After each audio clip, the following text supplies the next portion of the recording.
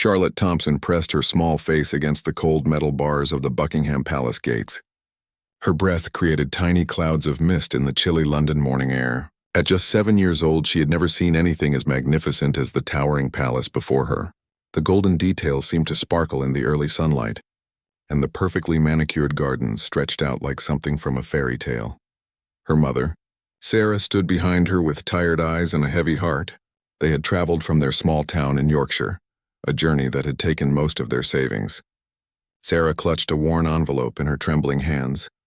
The same envelope that had brought both hope and desperation to their tiny flat 3 weeks ago. Inside was a letter from the hospital, words that no mother should ever have to read about her child. Charlotte had been diagnosed with a rare heart condition that required immediate surgery.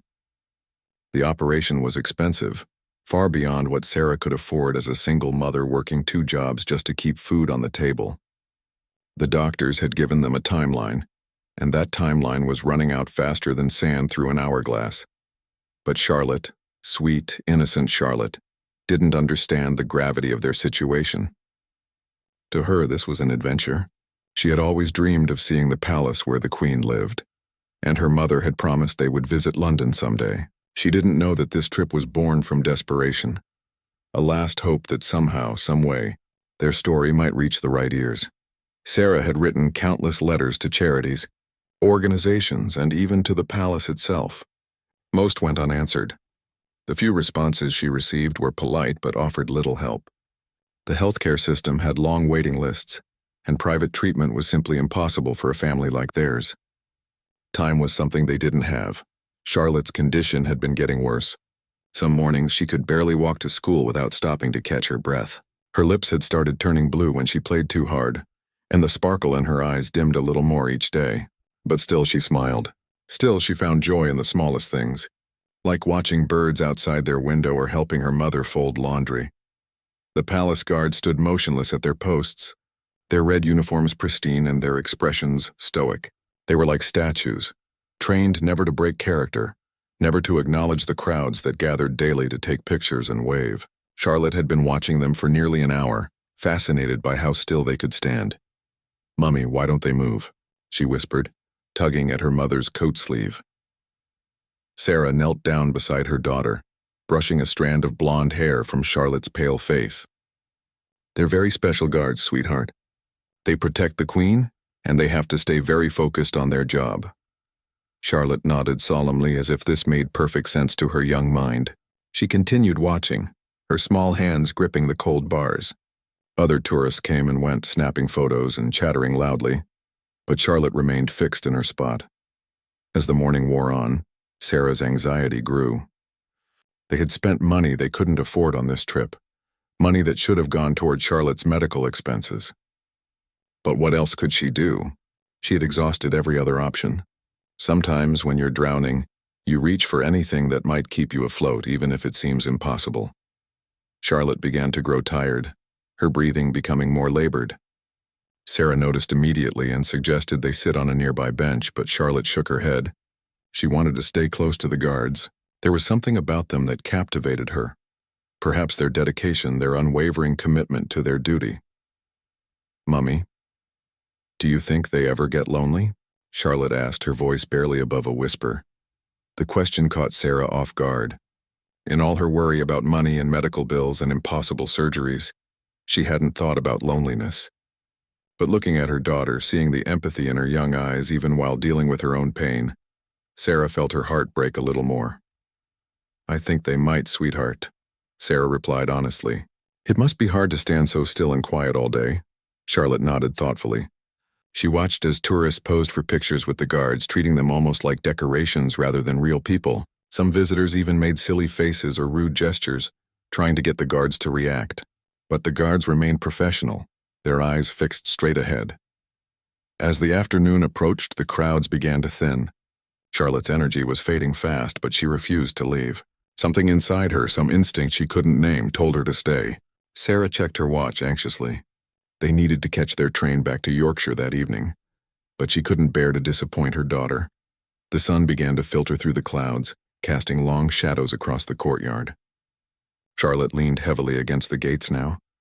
her small body tired from the journey and the excitement of the day, but her eyes remained fixed on the guards, particularly on one young man whose post was closest to where they stood.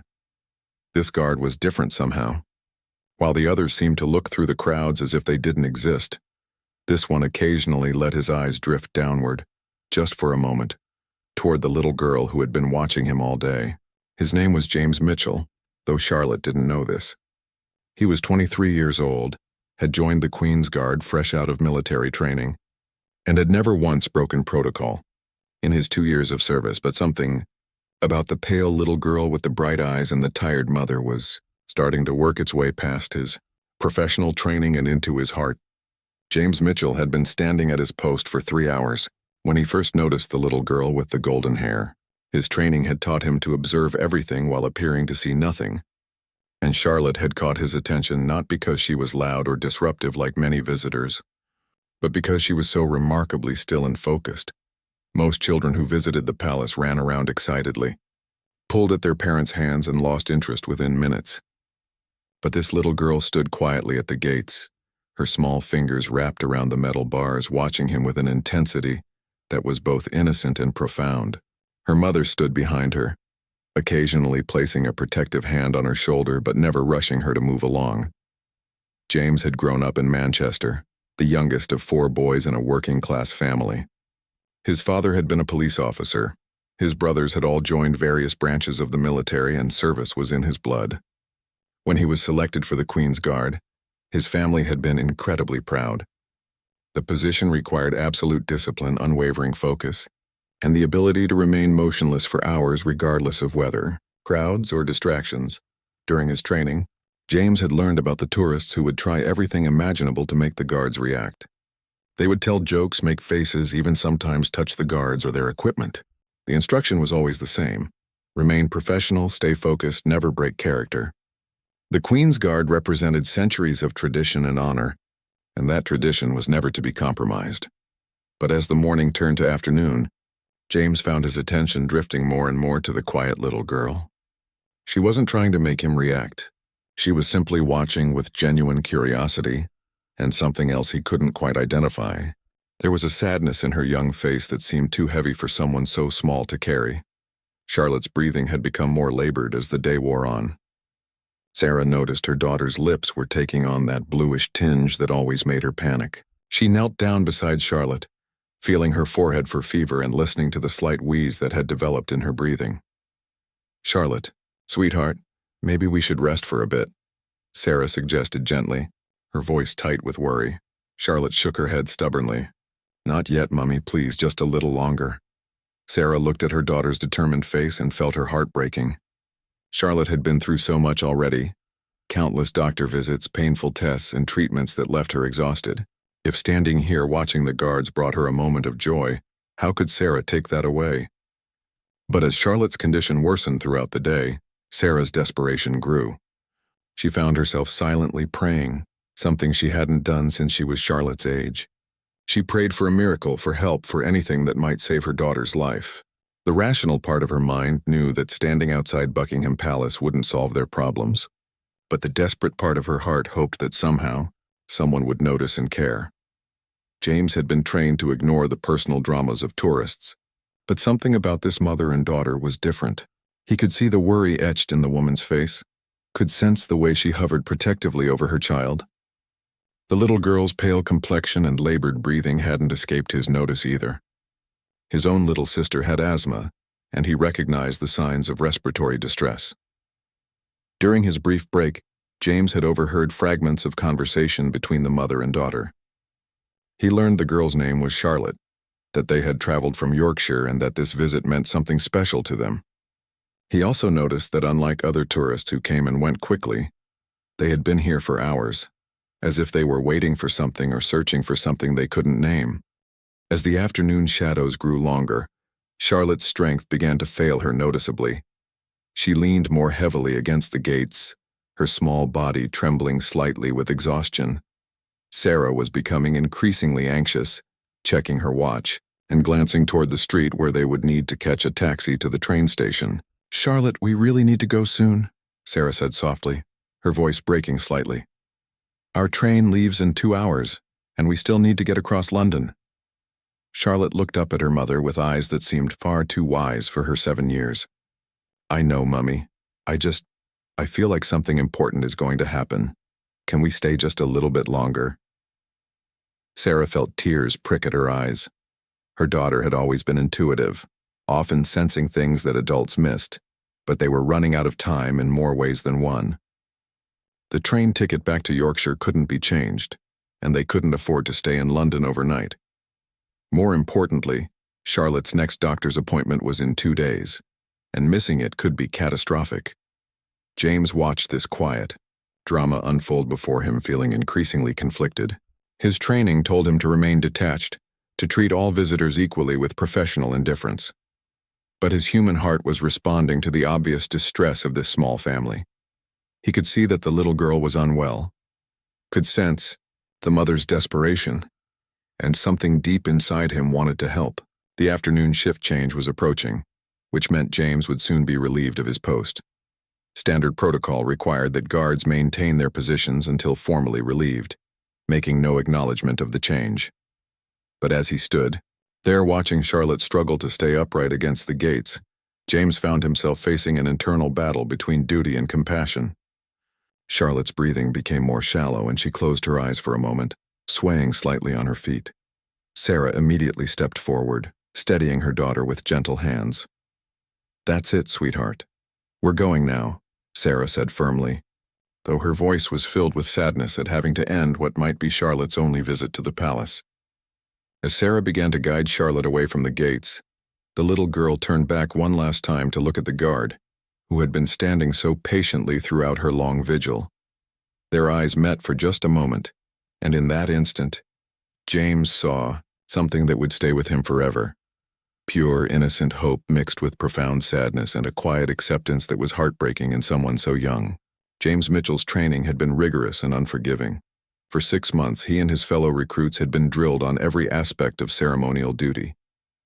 They learned to stand motionless for hours, to ignore pain, discomfort, and distraction. They practiced in freezing rain, blazing sun, and howling wind. They were taught that the uniform they wore represented something larger than themselves, a tradition dating back centuries. His drill sergeant, a weathered man named Thompson who had served for 30 years, had been particularly strict about emotional detachment. "You are not individuals when you wear that uniform," Thompson would bark during training. "You are symbols. Symbols don't feel sympathy. Symbols don't break protocol. Symbols maintain the dignity of the crown no matter what happens around them." James had taken these lessons to heart. In his 2 years of service, he had maintained perfect discipline. He had stood silent while children cried, while tourists made inappropriate jokes, while elderly visitors shared touching stories just a few feet away. He had learned to see without seeing, to hear without listening, to care without showing it. But Charlotte was testing every ounce of that training. As he watched the little girl struggle to catch her breath, memories of his own childhood came flooding back. James remembered his youngest sister Emma, who had been born with a heart defect. He recalled the countless nights his parents had paced the hospital corridors, the financial strain of medical bills, the way the whole family had held their breath waiting for test results. Emma had been lucky. Her condition had been caught early, the surgery had been successful, and she was now a healthy teenager. But James remembered the fear in his mother's eyes during those uncertain months, the same fear he now saw in Charlotte's mother's face. The afternoon shift change was scheduled for 4 o'clock, just 15 minutes away. James could see his replacement, Guard Harrison, making his way across the courtyard in preparation for the formal changeover. According to protocol, James would remain at attention until Harrison reached his position, then march away without acknowledgement of the crowds or any individual visitors. Charlotte and her mother had moved a few steps away from the gates, but they hadn't left entirely. Sarah was trying to convince her daughter to head toward the taxi stand, but Charlotte kept looking back at the palace with longing in her eyes. She seemed to understand that leaving meant the end of whatever hope had brought them here. "Please, Mummy, just 5 more minutes," Charlotte whispered, her voice weak but determined. Sarah checked her phone for what felt like the 100th time. They were cutting it dangerously close to their train departure, But looking at her daughter's face, she couldn't bring herself to force the issue. Charlotte had so few moments of pure joy left in her uncertain future. If watching the palace, guards brought her peace, maybe those 5 minutes were worth the risk of missing their train. James observed this exchange and felt his chest tighten with emotion he wasn't supposed to feel. He thought about his own little sister, healthy and safe at university, complaining about homework and boys and all the normal problems that healthy young people face. He thought about the unfairness of a world where some children worried about exams, while others worried about whether their hearts would keep beating. The sound of approaching footsteps indicated that Guard Harrison was almost in position.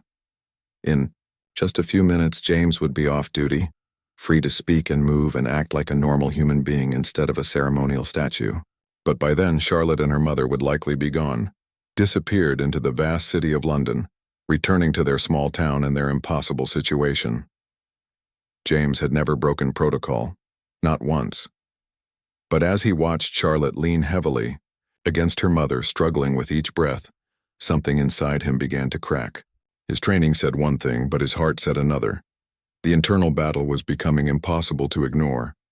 Charlotte turned to look at him one final time, and their eyes met across the space between the gates and his post. In that moment, James saw something that shattered his professional composure completely. Charlotte raised her small hand in a tiny wave, not trying to make him break character, not seeking attention or a reaction. It was simply a gentle, innocent goodbye from a little girl who had spent her day finding comfort in watching someone she perceived as strong and reliable. But it wasn't just the wave that broke James's heart. It was what came next. Charlotte reached into the small backpack she had been carrying and pulled out something small and colorful. It was a drawing, clearly made by a child's hand, showing a palace with guards and a little girl standing nearby. At the bottom, in careful 7-year-old handwriting, were the words, "Thank you for keeping everyone safe." She looked around, unsure of what to do with the drawing. There was no way to give it to the guard directly, and the palace gates were locked and imposing. But Charlotte seemed determined that her small gift reach its intended recipient somehow. Sarah watched her daughter with growing emotion, realizing that Charlotte had been planning this gesture all day. Despite her illness, despite her pain, despite everything uncertain in her young life, Charlotte had been thinking about how to show kindness to someone else. With careful, deliberate movements, Charlotte approached the gates again. She folded the drawing into a small square and wedged it between the metal bars where James could see it clearly. Then she stepped back and gave him the smallest, most gentle smile he had ever seen. The simple gesture hit James like a physical blow. Here was a child who was clearly suffering, who had traveled hundreds of miles with her worried mother, who had spent hours standing in the cold just to watch him do his job. And instead of asking for anything, instead of seeking attention or pity, she had created something to give to him. Guard Harrison was now just steps away, approaching for the ceremonial changing of the guard. In 30 seconds, James would be relieved of his post. In 30 seconds, Charlotte and her mother would walk away, and this moment would be over forever. James felt something fundamental shift inside him. All his training, all his discipline, all his commitment to protocol warred against something much more powerful. His basic human decency and the overwhelming urge to acknowledge this child's pure, selfless gesture. 20 seconds, 15, 10. The choice was his. 5 seconds. James Mitchell stood frozen in the most important moment of his military career. Guard Harrison was 3 steps away, moving with the precise, measured pace that years of ceremony had perfected. The changing of the guard was a ritual performed with clockwork precision, witnessed by tourists daily, unchanged for generations. But everything was about to change. Charlotte had stepped back from the gates after placing her drawing, and now she was looking directly at James with eyes that held no expectation, no demand for acknowledgement. She had given her gift freely, without needing anything in return. The drawing fluttered slightly in the afternoon breeze, wedged between the iron bars like a tiny flag of hope. 3 seconds.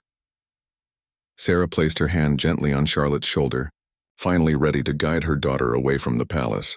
She had seen the drawing, had watched her daughter's careful preparation of this small gesture, and her heart was breaking with pride and sorrow. Despite everything Charlotte was facing, despite the uncertainty of her future, she had spent her precious energy thinking about someone else. 2 seconds.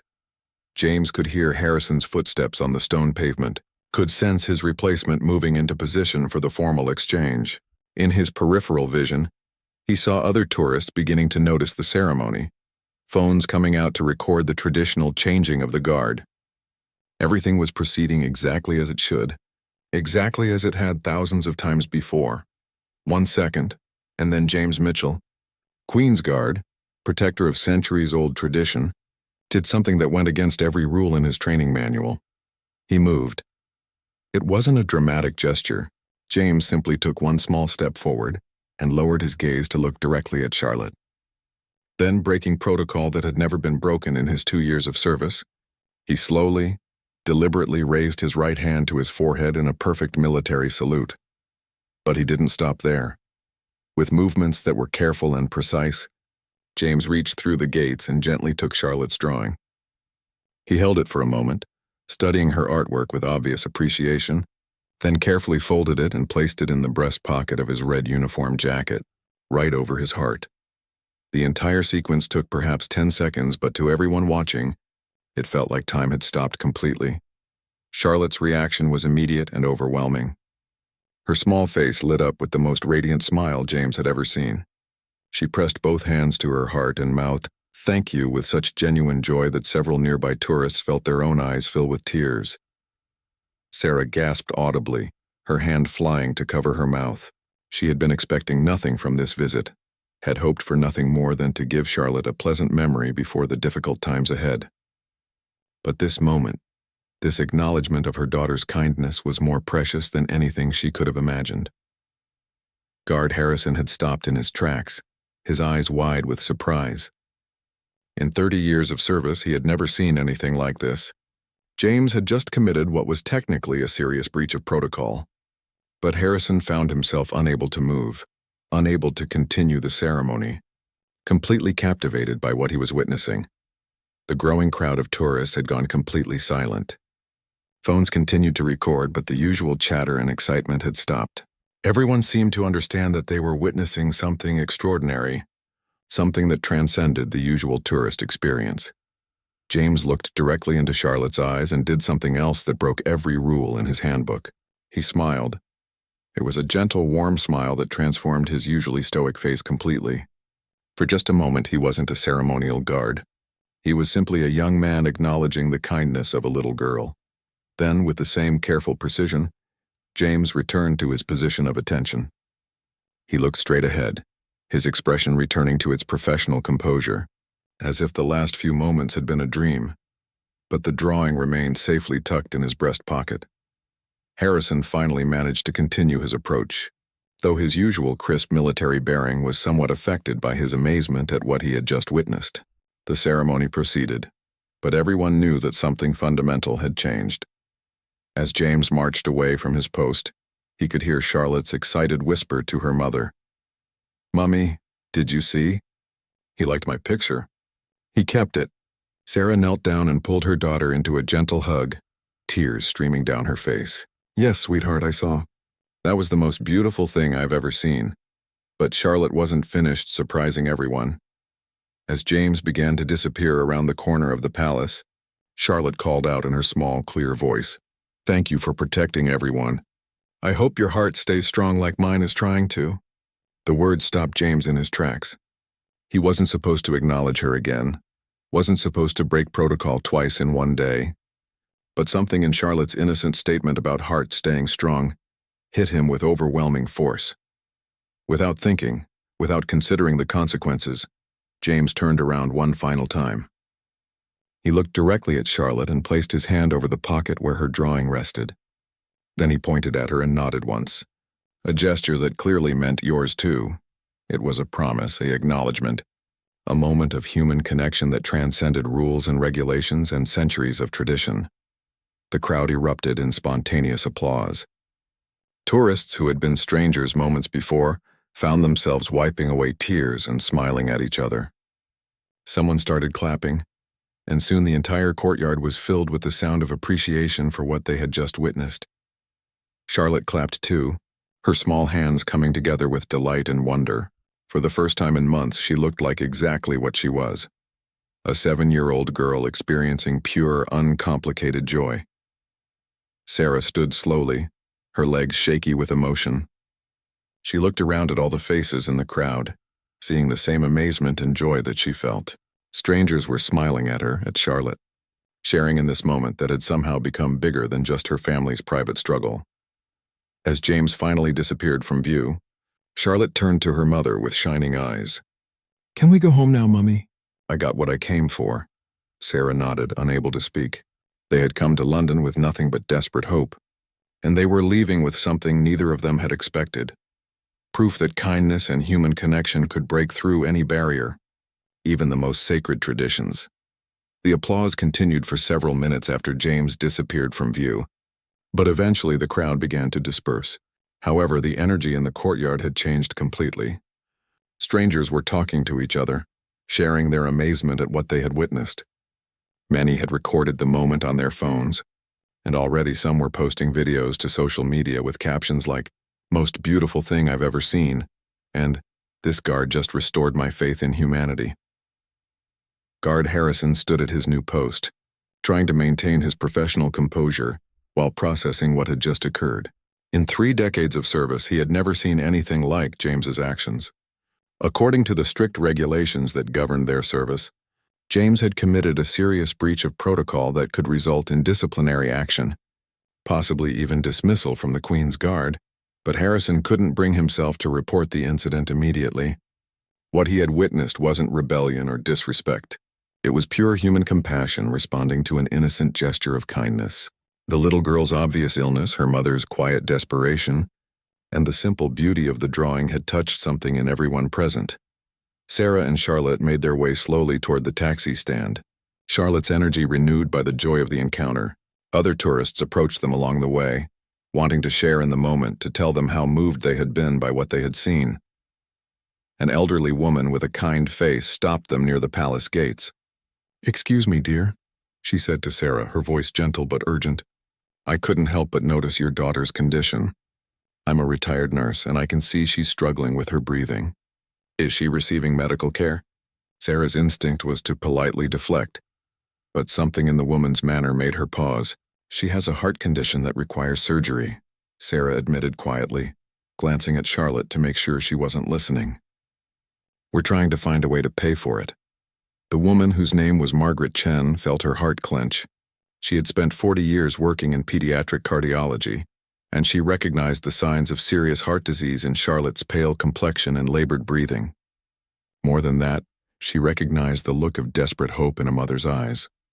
"What hospital are you working with?" Margaret asked. Sarah provided the details and Margaret nodded thoughtfully. "I know some people there. Would you mind if I made a few calls? Sometimes there are programs or funding sources that families aren't aware of." Before Sarah could respond, another voice joined the conversation. A well-dressed man in his 50s had been standing nearby, apparently waiting for his opportunity to approach. "I'm sorry to interrupt," he said politely, "but I overheard your conversation.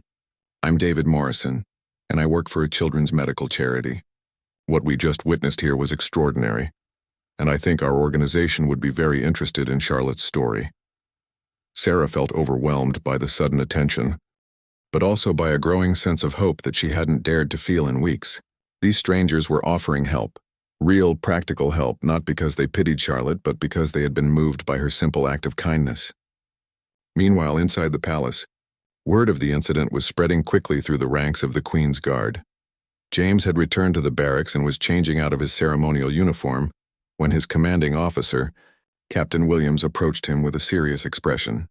"Mitchell," Captain Williams said quietly, "I need to speak with you privately." James felt his stomach drop. He had known this moment would come, had known that his actions would have consequences, but even facing potential disciplinary action, he couldn't bring himself to regret what he had done. Charlotte's drawing was still in his pocket, and the memory of her smile was worth whatever punishment awaited him. In Captain Williams' office, James stood at attention while his superior paced behind his desk. "Do you want to explain to me what happened out there, Mitchell?" the captain asked. James took a deep breath. Sir, I broke protocol. I acknowledge a civilian, accepted a gift, and engaged in behavior unbecoming of a Queen's Guard. I take full responsibility for my actions and understand that there will be consequences. Captain Williams studied the young man before him. James Mitchell had been an exemplary guard, never late, never careless, never anything but professional. This breach of protocol was completely out of character, which made it even more significant. Do you understand the seriousness of what you've done? The captain asked. The Queen's Guard maintains discipline and tradition that goes back centuries. What you did out there undermines everything we stand for. With respect, sir, James replied carefully. I understand the importance of our traditions, but I also understand that sometimes being human is more important than being a symbol. The captain raised an eyebrow. Explain. James reached into his pocket and carefully withdrew Charlotte's drawing. He unfolded it and placed it on the desk. This little girl is seriously ill, sir. She spent hours watching us, not trying to make us break character, not being disruptive or disrespectful. She drew this picture to thank us for doing our job. She wasn't asking for anything in return. Captain Williams looked down at the childish drawing with its careful writing and colorful depiction of the palace. Despite himself, he felt something stir in his chest. Sir, James continued, my little sister had a heart condition when she was young. I know what that family is going through. I know what it's like to watch someone you love struggle for every breath. When that little girl looked at me with those eyes, I had a choice. I could maintain protocol and let her walk away thinking that the world is full of people who don't care. Or I could show her that sometimes kindness matters more than rules. The office was quiet for a long moment. Captain Williams had been in the military for 25 years, had served in combat zones, had trained hundreds of guards in the importance of discipline and duty. But he was also a father of 3, and looking at Charlotte's drawing, he couldn't help but imagine one of his own children in her situation. Outside the palace, Charlotte and Sarah were surrounded by a growing group of people who had been touched by the day's events. Margaret Chen had made several phone calls and was already connecting Sarah with contacts at the hospital. David Morrison had taken down their information and was explaining how his charity worked. Other tourists were offering encouragement, sharing their own stories, creating an impromptu community of support around this little family. A young woman named Lisa, who had captured the entire interaction on her phone, approached Sarah carefully. I hope you don't mind, she said, but I posted the video of what happened online. It's already being shared thousands of times. People are calling it the most beautiful thing they've ever seen. Sarah felt a mix of emotions. Part of her wanted to keep this moment private, but she also realized that Charlotte's story was resonating with people in a way that could potentially help other families in similar situations. The video was indeed spreading rapidly across social media platforms. Within hours, it had been viewed hundreds of thousands of times, with comments pouring in from around the world. People were praising both Charlotte's kindness and James's humanity. Some comments came from other families dealing with childhood illness, expressing gratitude for seeing hope in Charlotte's story. As Sarah and Charlotte finally made their way to catch their train back to Yorkshire, they carried with them not just the memory of an extraordinary day, but also a collection of business cards, phone numbers, and promises of help from strangers who had become unexpected allies. By the time Charlotte and Sarah reached their small flat in Yorkshire that evening, the video of James's gesture had been viewed over 2 million times. Sarah's phone had been buzzing constantly during their train journey with calls from reporters, charity organizations, and people from around the world who had been moved by Charlotte's story. The local news station in Yorkshire was the first to contact them directly. A reporter named Jenny Walsh had seen the viral video and recognized the Yorkshire accent in some of the crowd's conversations. After some investigation, she had tracked down Sarah's contact information through the hospital where Charlotte was being treated. Mrs. Thompson, Jenny said gently when Sarah finally answered her phone, I'm calling about the video from Buckingham Palace today. Would you be willing to share Charlotte's story? I think it could help bring awareness to the challenges families face with childhood medical conditions. Sarah was exhausted and overwhelmed, but something in the reporter's respectful tone made her consider the request. If telling Charlotte's story could help other families in similar situations, maybe the attention would be worth the privacy they would lose. Meanwhile, back at Buckingham Palace, Captain Williams was facing his own difficult decisions. The video had reached the attention of palace officials, and there were mixed reactions to James's breach of protocol. Some felt that disciplinary action was necessary to maintain the integrity of the Queen's Guard tradition. Others argued that James's actions had brought positive attention to the institution and demonstrated the humanity behind the ceremony. The most surprising reaction came from an unexpected source. Palace staff reported that when the Queen herself was informed about the incident, she had asked to see Charlotte's drawing. After viewing both the artwork and the video of James's response, she had made a comment that quickly spread through the palace staff. Sometimes the greatest service to the crown is remembering to serve with heart. Captain Williams was still contemplating his next move when James knocked on his office door the following morning. "Sir, I've been thinking about our conversation yesterday," James said, standing at attention. "I understand if you need to discharge me from the Queen's Guard. I don't regret my actions, but I respect that there are consequences for breaking protocol." The captain looked at the young man before him, noting the quiet dignity in his acceptance of responsibility. "Mitchell, in 25 years of military service, I've learned that rules exist for good reasons. But I've also learned that sometimes the right thing to do isn't found in any manual." He paused, studying James's face. "Your actions yesterday brought more positive attention to the Queen's Guard than any ceremonial function has in years. People around the world are talking about the compassion and humanity of our service members. That little girl's story is inspiring thousands of people to acts of kindness."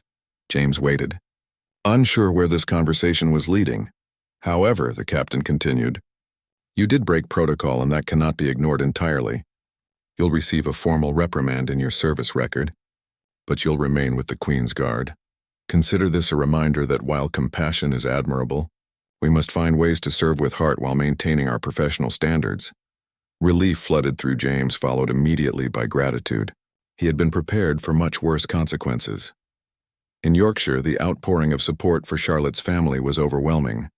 Margaret Chen, the retired nurse from the palace, had followed through on her promise to make calls. She had connected Sarah with a pediatric cardiologist at Great Ormond Street Hospital who specialized in Charlotte's rare condition, David Morrison's. Charity had fast-tracked Charlotte's application for funding assistance. Within 24 hours of their meeting at the palace, they had committed to covering 60% of Charlotte's surgical costs. But the most surprising development came from the viral video itself. A crowdfunding page that someone had created without Sarah's knowledge had raised over £50,000 in just 2 days. People from around the world were donating money, sharing their own stories of childhood illness, and expressing their admiration for Charlotte's simple gesture of kindness. Sarah felt overwhelmed by the generosity, but also concerned about accepting help from strangers. She called Margaret Chen for advice, and the older woman's perspective proved invaluable. "My dear," Margaret said warmly, "I've worked in pediatric medicine for 40 years. I've seen families destroy themselves financially trying to save their children, and I've seen children die because their families couldn't afford treatment. What Charlotte did at the palace wasn't just kind. It was pure and innocent and beautiful. People respond to that because it reminds them that goodness still exists in the world. Let them help. Their donations aren't charity. They're investments in hope." The media attention continued to grow. Charlotte's story was picked up by national news outlets, then international ones. The video of James's response was being shared across every social media platform, often accompanied by stories from viewers about their own experiences with acts of unexpected kindness. A morning television show invited Sarah and Charlotte to appear as guests, and after much consideration, Sarah agreed. She felt that Charlotte's message of simple kindness and gratitude was worth sharing, especially if it encouraged others to notice and appreciate the people who serve others every day. The interview was scheduled for the following week, which gave Charlotte time to rest and recover from their London adventure. Her breathing had improved slightly since returning home, possibly due to the excitement and joy of the palace encounter, but Sarah knew that without surgery, her daughter's condition would continue to deteriorate. Dr. Helen Marsh, the cardiologist that Margaret Chen had connected them with, called personally to discuss Charlotte's case. After reviewing her medical records, Dr. Marsh confirmed that Charlotte was an excellent candidate for the corrective surgery and that the procedure had a very high success rate. "Mrs. Thompson," Dr. Marsh said, "I've been following your daughter's story in the news. What she did at the palace was remarkable, but more than that, her spirit and resilience are extraordinary. I want you to know that we're going to take excellent care of her." For the first time in months, Sarah allowed herself to truly believe that Charlotte would be okay. The combination of the charity funding, the crowdfunding donations, and the NHS coverage would be enough to pay for Charlotte's surgery and aftercare. That evening, as Sarah tucked Charlotte into bed, her daughter asked a question that surprised her. "Mummy, do you think the guard still has my picture?" Sarah smiled, remembering the careful way James had folded the drawing and placed it over his heart. "I think he does, sweetheart. I think he'll keep it for a very long time." Charlotte nodded seriously. "Good. I hope it reminds him that people notice when he's being brave and standing so still to keep everyone safe. Sometimes grown-ups forget that their jobs matter to kids like me." Once again, Charlotte's innocent wisdom took Sarah's breath away. Her 7-year-old daughter, facing her own health crisis, had spent her precious energy thinking about how to encourage someone else. And that simple gesture had set in motion a chain of events that was changing not just their lives, but the lives of countless others who had been touched by the story. 3 months later, Charlotte Thompson stood in the gardens of Great Ormond Street Hospital, taking deep, easy breaths of the crisp spring air. Her surgery had been a complete success, and for the first time in her young life, her heart was working exactly as it should. The pale, bluish tinge had disappeared from her lips, replaced by the healthy pink glow of a child whose body was finally getting all the oxygen it needed. Dr. Helen Marsh had called Charlotte her miracle patient, not because of any medical complications, but because of her remarkable spirit throughout the entire process. Even during the most difficult parts of her recovery, Charlotte had maintained her positive outlook, drawing pictures for the nurses and asking about other children in the ward. The crowdfunding campaign had ultimately raised over £200,000, far more than needed for Charlotte's surgery. Sarah had worked with the charity to establish a fund specifically for other children with similar heart conditions, ensuring that Charlotte's story would continue to help families for years to come. James Mitchell had followed Charlotte's progress through the news coverage and social media updates that Sarah had begun sharing. He kept Charlotte's drawing in his wallet now, taking it out occasionally to remind himself why he had chosen compassion over protocol that day at the palace. The Queen's Guard had implemented new informal guidelines following the incident. While guards were still expected to maintain their ceremonial composure, there was now official recognition that exceptional circumstances might call for human responses. James's actions had become a case study in the balance between duty and compassion. On a sunny Thursday morning, exactly 6 months after their first meeting, Charlotte and Sarah returned to Buckingham Palace. This time they weren't desperate visitors hoping for a miracle. They were guests, invited by the palace staff for a private meeting with James. The meeting had been arranged quietly, without media fanfare. Palace officials had been moved by Charlotte's recovery story and felt that a proper reunion would provide closure for everyone involved. James had requested the meeting personally, wanting to see how Charlotte was doing and to thank her properly for the lesson she had taught him about courage and kindness. When Charlotte saw James in his dress uniform, waiting in a small ceremonial room within the palace, her face lit up with the same radiant smile that had captured hearts around the world 6 months earlier. But this time she wasn't struggling to breathe. This time she ran to him with the boundless energy of a healthy 8-year-old. "You kept my picture," Charlotte exclaimed, having spotted the edge of paper visible in James's wallet, which sat on a nearby table. James knelt down to Charlotte's eye level, smiling warmly.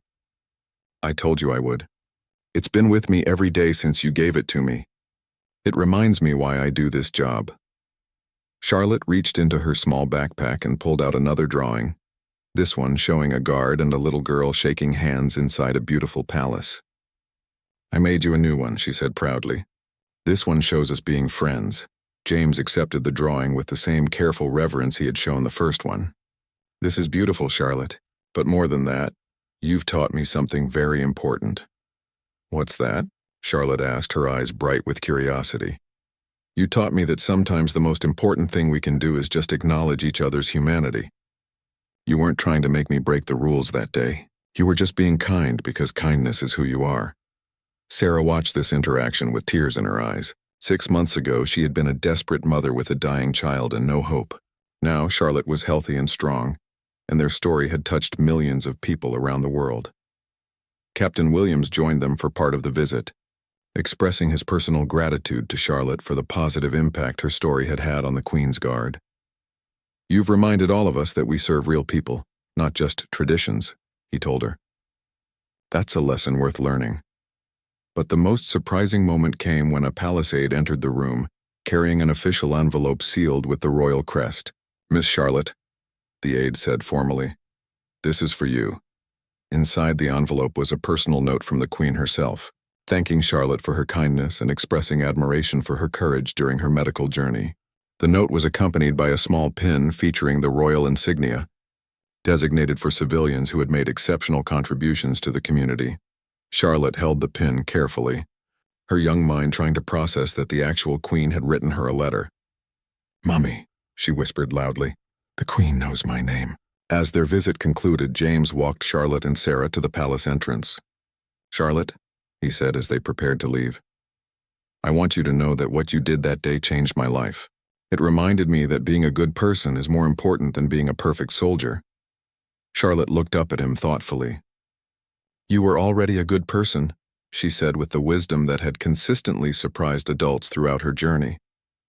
"You just needed someone to notice." 6 months later, on the first anniversary of their meeting, Charlotte sent James a video message. She was now a healthy, energetic 9-year-old who played football, rode her bike without getting winded, and had become something of a local celebrity in Yorkshire for her advocacy work with children's medical charities.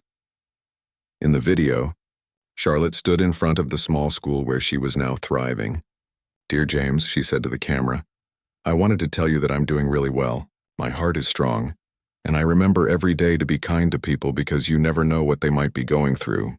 Thank you for teaching me that brave people aren't afraid to show they care." James received the video while on duty at Buckingham Palace. He watched it twice, then carefully tucked his phone away and returned to his post. But this time, when tourists approached the gates, when children waved at him, when families posed for pictures, James carried himself differently. He stood just as tall, maintained the same professional bearing, and followed all protocols. But now there was something else in his posture, something in his presence that visitors noticed and responded to. He had learned to serve with both discipline and heart, to be a symbol of tradition that was also unmistakably human. Charlotte's drawing still resided in his wallet, but its meaning had evolved. It was no longer just a reminder of one moment of choice. It had become a symbol of the ripple effects that occur when courage and kindness intersect. The story of Charlotte and the Guard became part of palace lore, told to new recruits as an example of how to serve with honor, while remaining connected to the humanity they were sworn to protect. It appeared in training manuals not as a cautionary tale about breaking protocol, but as an illustration of the deeper purpose behind their service. Years later, when Charlotte was old enough to truly understand the impact of that day at the palace, she would often reflect on how a simple gesture of gratitude had changed so many lives. She had learned that kindness, when offered freely and without expectation, has the power to break through any barrier and touch the deepest parts of the human heart. And James, now a senior member of the Queen's Guard, would tell recruits that the greatest honor of his service wasn't standing guard at ceremonies or protecting dignitaries. It was the day a little girl with a big heart reminded him that behind every uniform, every tradition, and every protocol, there should always be room for compassion. Charlotte's story lived on, inspiring countless acts of kindness and reminding people that sometimes the smallest gestures can create the most profound changes in the world.